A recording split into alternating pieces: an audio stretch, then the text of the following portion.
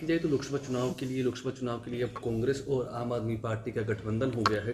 कुछ सीटों पर बंटवारा भी हुआ है। बात की जाए हरियाणा की, हरियाणा में अब 9 सीटों पर कांग्रेस और 1 सीट पर आम आदमी पार्टी चुनाव लड़ेगी। क्या रिएक्शन क्या है आपका? देखिए, ऐसा है कि आपने देखा होगा कि पहले इन लोगों ने जो है एक इंडी गठबंधन जो बनाया था और किस तरह से एक एक करके इनके सभी साथी जो है, सबसे पहले बिहार के अंदर जो है इनके साथी जो है वो गए। तो मुझे लगता है कि जो है सभी के सभी बारी बारी से इनके जो है पास से सब चले गए हैं।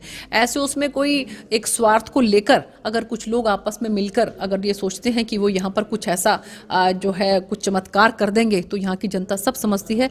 जिस तरह से माननीय प्रधानमंत्री नरेंद्र मोदी जी के नेतृत्व में जो केंद्र की सरकार काम कर रही है, उससे बहुत संतुष्ट हैं यहाँ के लोग। और उसी तरह से ही माननीय मुख्यमंत्री मनोहर लाल जी जिस तरह से काम कर रहे हैं हरियाणा के अंदर, तो उससे लोगों के अंदर बहुत संतोष है। इन दोनों हमारे जो नेतृत्व हैं उनको ध्यान में रखते हुए, इनके काम को ध्यान में रखते हुए मुझे लगता है कि जनता जो है वो फिर से भारतीय जनता पार्टी की सरकार जो है वो तीसरी बार रिपीट करेगी, केंद्र में भी और राज्य में भी।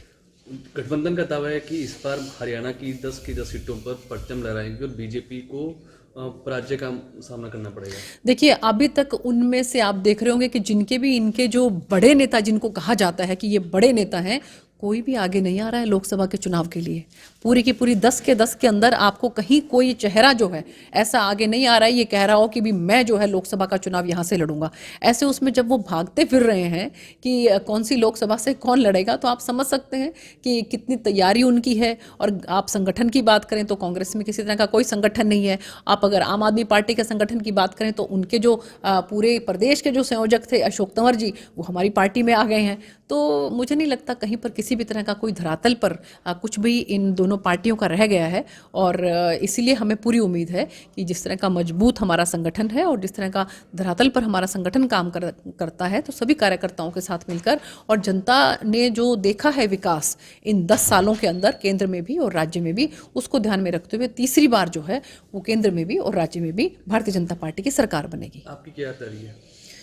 तैयारी देखिए, ऐसा है कि एक कार्यकर्ता के तौर पर हमारी पूरी तैयारी है। और जैसा कि समय आने पर अगर संगठन मुझ पर विश्वास व्यक्त करता है और मुझे यहाँ से फिर से जो है मौका देता है, तो मैं ज़रूर जो है पूरी मेहनत के साथ कार्यकर्ताओं के साथ मिलकर, यहाँ की जनता ने जो प्यार और स्नेह दिया है उसके बदौलत, उनके आशीर्वाद से मुझे पूरी उम्मीद है कि हम भी दूसरी बार फिर से जो है यहाँ से सांसद बन सकते हैं।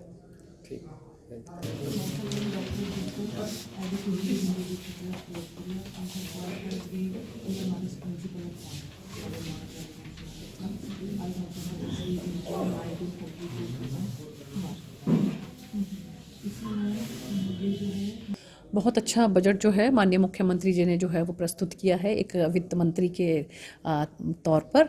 और 1,89,000 करोड़ रुपए का जो बजट है वो प्रस्तावित जो है अब की बार किया। और इसके अंदर मुझे लगता है कि जितने भी विभाग हैं उन सभी विभागों के अंदर जो है वो बजट को बढ़ाया गया है। और इस बात की मुझे बड़ी खुशी है कि जो हमारे किसान भाइयों हैं उनके लिए खासकर जो है ब्याज और जो जुर्माना है उसको माफ़ करने का काम माननीय मुख्यमंत्री जी ने किया है। इसके लिए मैं तहे दिल से उनका धन्यवाद करती हूँ। कोई नया कर जो है इसके अंदर नहीं लगाया गया है। और जो हमारे खासकर जो हमारी गरीब जो जनता है उनको खास ध्यान में रखते हुए 1,80,000 रुपये तक की आय वाले जो हमारे भाई हैं उन पर खास ध्यान रखा गया है। और हर तरह की जो पेंशन है उसको ये एक 3,000 रुपीज़ जो है उसका एक थ्रेशोल्ड लेवल रख दिया है कि 3,000 से कम जो है वो पेंशन वालों का किसी भी तरह से करके 3,000 मिनिमम जो है वो पेंशन दिया जाएगा। इसके साथ साथ मुझे बड़ी खुशी है इस बात की कि माननीय मुख्यमंत्री जी ने जो हमारे जो शहीद हैं उनको भी ध्यान में रखते हुए जो शहादत वाले जो हमारे जवान हैं उनके लिए 1 करोड़ रुपया उन्होंने रखा है। और इसी तरह से ही हम चिरायु हरियाणा है उसकी भी जो स्लैब है उसको बढ़ाया गया है। तो बहुत से मुझे लगता है कि हेल्थ के पॉइंट ऑफ व्यू से भी अगर हम देखें, और साथ के साथ एक बहुत अच्छा और काम किया है कि जो वैध कॉलोनियाँ जो हैं उनके लिए उन्होंने ताकि उसकी जो है उसके विकास के लिए 1,000 करोड़ रुपए का बजट जो है वो रखा गया है। तो मुझे लगता है कि सारी बातों का बहुत ध्यान रखते हुए माननीय मुख्यमंत्री जी ने बहुत ही संतुलित और सर्वस्पर्शी और सर्वसमावेशी जो है वो बजट प्रस्तुत किया है। सिरसा की बात की जाए तो सिरसा को भी कोई खास बात नहीं। सिरसा को भी जैसा कि हमें पता लगा है कि जो यहाँ की नगर परिषद है उसको 8 करोड़ रुपया जो है वो सिरसा की नगर परिषद को मिला है। और उससे मुझे लगता है कि सिरसा जिले का भी चहुमुखी विकास होगा। और जीवन नगर में भी जो है एक आईटीआई का प्रस्ताव आया है और मुझे लगता है कि जीवन नगर में आईटीआई बनेगी तो उससे भी हमारे यहाँ के युवाओं को बहुत लाभ मिलेगा। उस बात के लिए माननीय मुख्यमंत्री जी को मैं बहुत धन्यवाद करती हूँ। और लोकसभा चुनाव बिल्कुल सिर पर हैं और ऐसे में केंद्र और हरियाणा का जो बजट हुआ है कितना मील का पत्थर साबित होगा?